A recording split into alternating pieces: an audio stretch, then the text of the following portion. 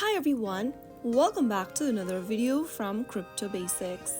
In this tutorial video, I'm gonna guide you through the process on how you can change your currency on the Paxful mobile application.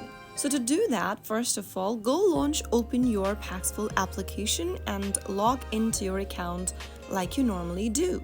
After logging into your Paxful account, to change your currency, tap on the human icon at the top left corner. This will open up the account interface where you need to scroll down to preferred currency and tap on it.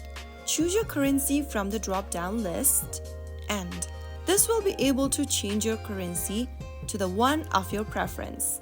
This adjustment will affect the display of all transactions, ensuring you view prices and balance in your chosen currency.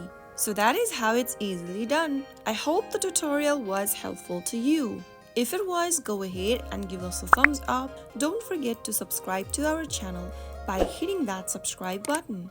Press the bell icon so that you'll never miss another upcoming upload from us. I will be back again in the next episode. Thank you for watching.